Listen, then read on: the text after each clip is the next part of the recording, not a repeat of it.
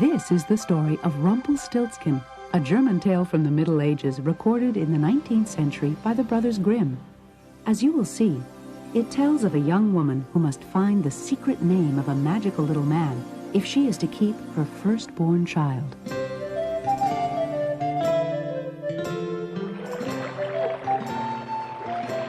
It all started with a miller who was very proud. He spent most of his time boasting. He claimed no one could grind flour finer than he could, and he said his wife baked the best pies and cakes. But more than anything, he boasted about his beautiful daughter. One day, one of the king's royal servants was at the mill buying flour for the royal bakery, and he heard the miller bragging. Thank you, sir. Yes, my daughter's without question the most beautiful girl in the kingdom, and also the most intelligent. Yes, she's very clever. Why, she's so clever, she can spin straw into gold. No, she can't. Oh, yes, she can spin straw like horses eat, into pure gold. Well, the royal servant knew how much the king loved gold.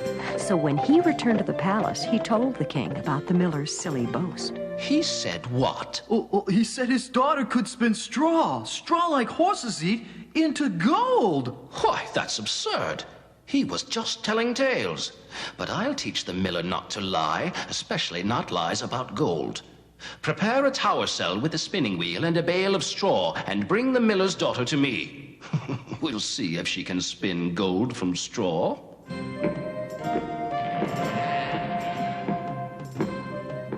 Your father says you know how to spin straw into gold. Well, spin this straw into gold by sunrise, or I'll send your father to prison for telling lies. But wait! How can I spin straw into gold? Nobody can spin straw into gold. I can. You can? You mean, it can be done? Could you do it for me? It's a big job. What prize will you give me if I spin all the straw into gold for you? Oh, anything. Whatever you like. Will you give me your charming bracelet? Yes, certainly. Oh, you can do it! It's changing into gold!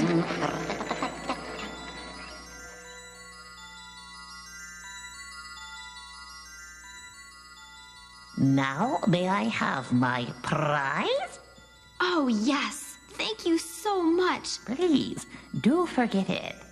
I am glad to help. Oh, it's so beautiful. I didn't know it could be done. Well, how did you... Oh, goodbye. The next morning, the king arrived expecting to find the miller's crying daughter with the untouched pile of straw. But instead... There must be some trick. I must test it again, and I'll try for more this time. Remove the gold and lock her up until I return. And so the miller's daughter spent the entire day locked up wondering what would happen to her. Later that evening, the king came back, and this time he brought with him 5 bales of straw. Spin this straw into gold by morning, or else. What am I going to do? If only I knew how to find that kind little man. Look around. Maybe you'll find me. So, what is the problem now? The king wants me to do it again. Oh, more gold, eh? It's a big job. It's a big job. What prize will you give me if I spin all this straw into gold for you? Anything, whatever you wish. Will you give me your fascinating silver ring? It was a gift from my mother, but I will gladly give it to you for your kindness in helping me.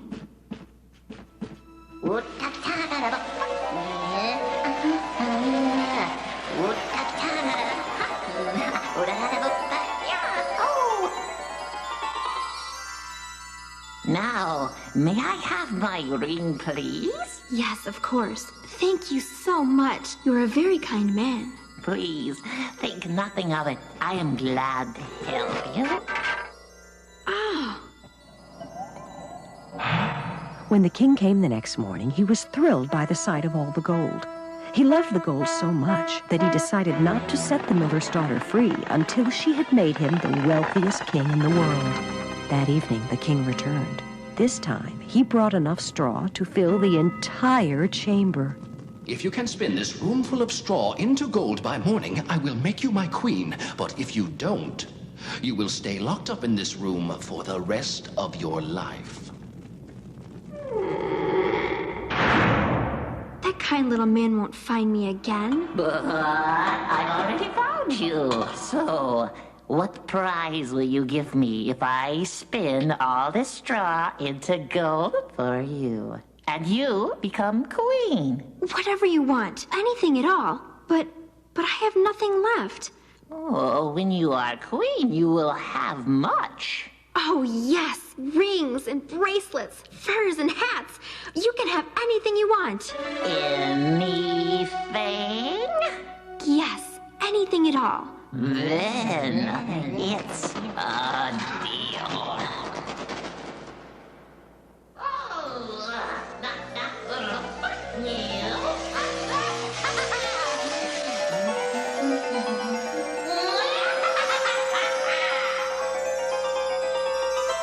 Oh, you've done it. Oh, thank you, kind little man. And now I will name my prize. You must give me your firstborn child. What? But I'm not even married. You soon will be married, and I'll wait.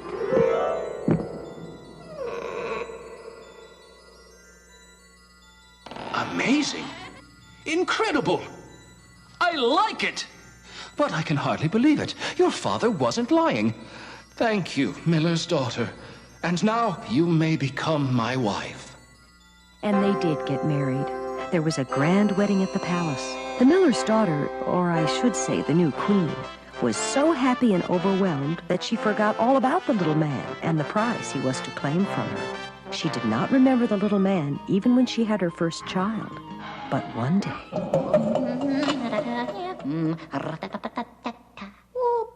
Hello, I've come to collect my prize. Is it a boy or a girl? No, you can't mean it. You can have anything. My crown, my palace, whatever you wish. But you can't take my baby. Just as I thought. But you did make a promise, and you will keep it. You have no power to break this promise.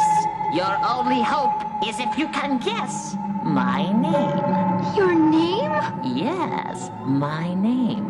Nobody knows what it is, and my name is the secret to my powers. I'll give you 3 days. You may guess as many times as you like, but if after 3 days you have not guessed my name, I will take your baby. The unfortunate queen called for her most trusted messenger and sent him to make a list of every unusual name in the kingdom. Then she began reading the books in the royal library, trying to find the name that might be right. Copernicus, Da Vinci, Ptolemy, Archimedes. Hello. Is your name Balthazar? No. Is it Engelbert? No. Aristotle? Nope. Or Garamond? No, not even close.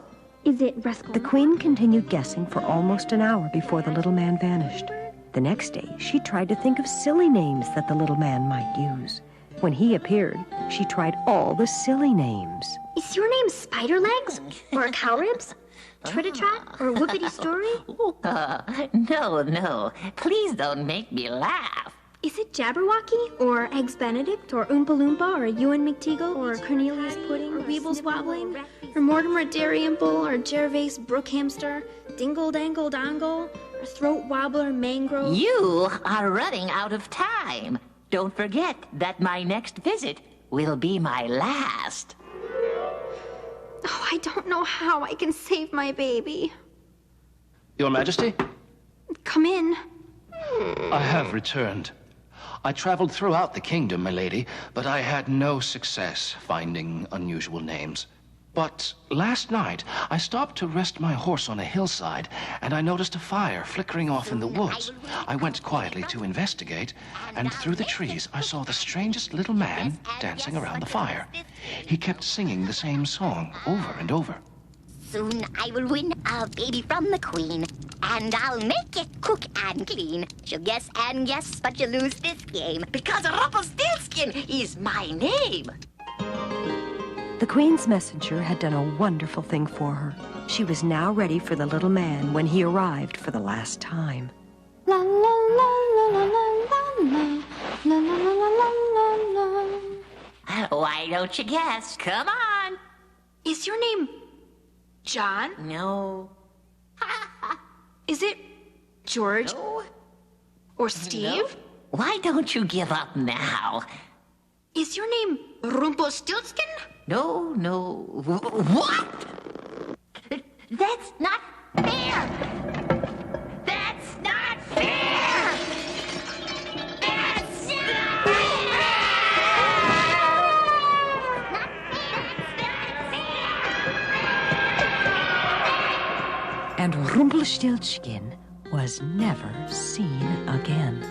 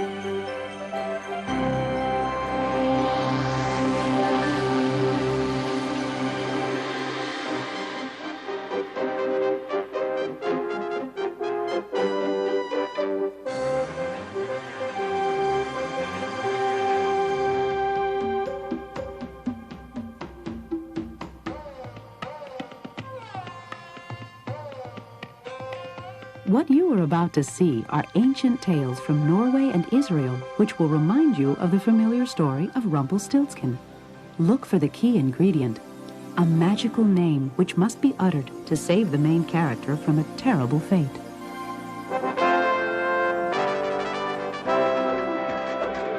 There once lived a great Norwegian king named Olaf. Olaf was a Viking warrior who became a Christian, and who built the first Christian churches in Norway.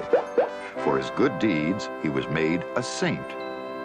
But long before he became a saint, Olaf had in mind to build a really grand church. The only trouble was, all his builders were busy building churches elsewhere.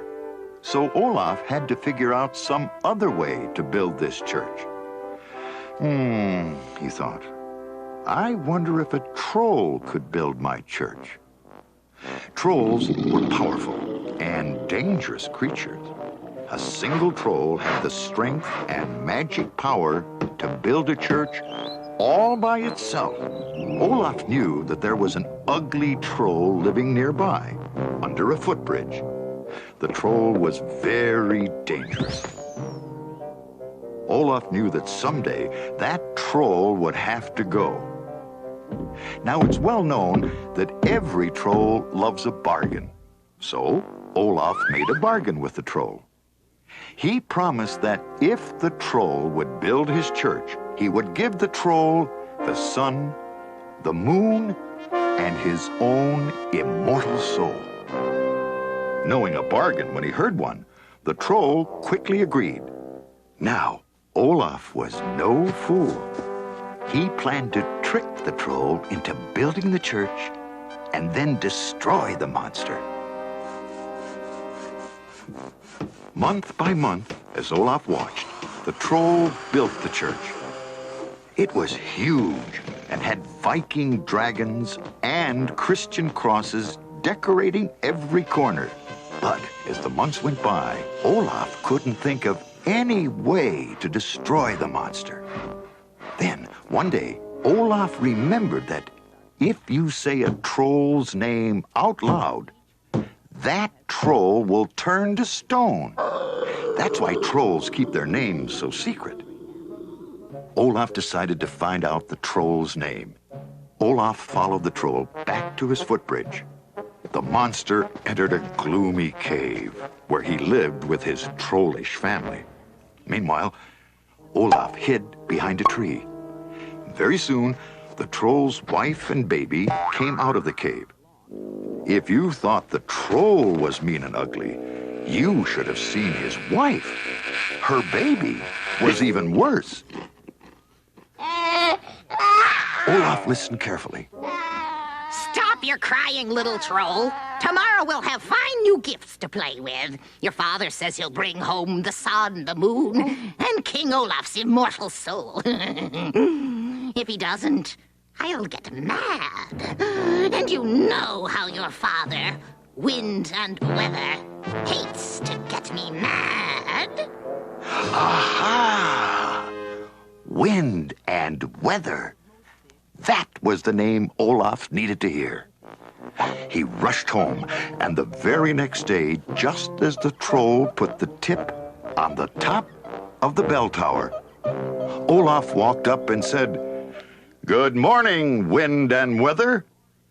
When the troll heard Olaf speak his name, he roared with fear and anger. But it was too late. The troll instantly turned to stone, tumbled from the high bell tower, and smashed to pieces on the ground. And that's how St. Olaf tricked the troll and got the church built. As for the troll, well, St. Olaf was never one to waste good stone. So he gathered up the troll and built a stone marker that for years stood by the roadside, pointing the way to the church.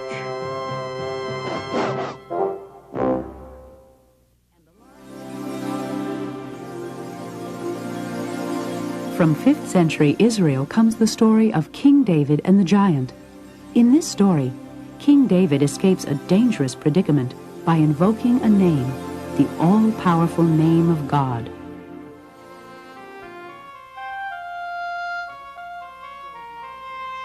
You know the story of David and Goliath. How little David killed the giant with a slingshot. And you might know that David became a king of ancient Israel during the days of the Bible. But you probably didn't know that Goliath had a younger brother. He was bigger than Goliath and meaner. His name was Ishbi-Benob. He lived in a cave in the desert. That cave was a dark and terrible place, full of snakes and bats and bones. Ishbi-Benob squatted on a pile of bones, thinking up ways to get even with King David for killing his older brother. One day, while hunting, King David chased a deer right into Ishbi-Benob's cave. Ishbi-Benob grabbed him and chained him up. "I'll get even with you for killing my brother." Is there anything in the world that will make you let me go? If you can tell me the name of God, then I'll let you go. Nobody knows the name of God, and nobody ever will. In that case, I'll just have to throw you to my hungry lions. Meanwhile, at the royal palace, David's friend, General Abishai, worried about the king.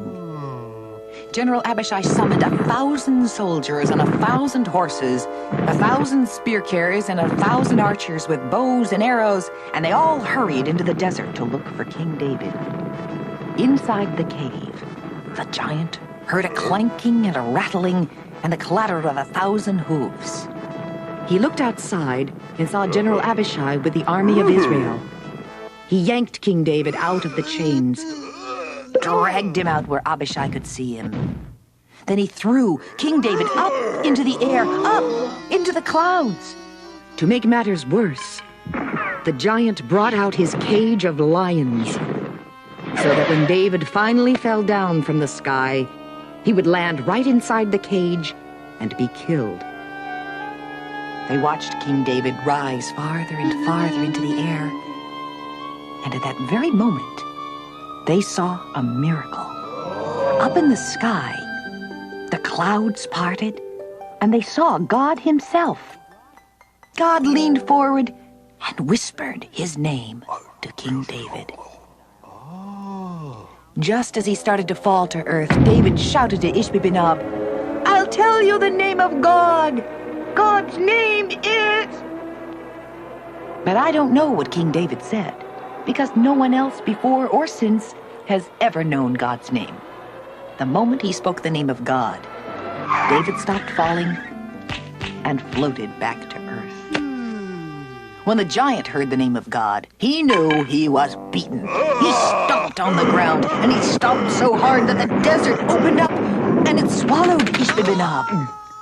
And that giant was never heard from again. It's a good thing the story turned out this way, because if David didn't overhear the name of God, and if he didn't escape from Ishbi-Benob, then he and his wife would never have had a baby boy, and that boy would never have grown up to be wise King Solomon. And history would be different than it is today.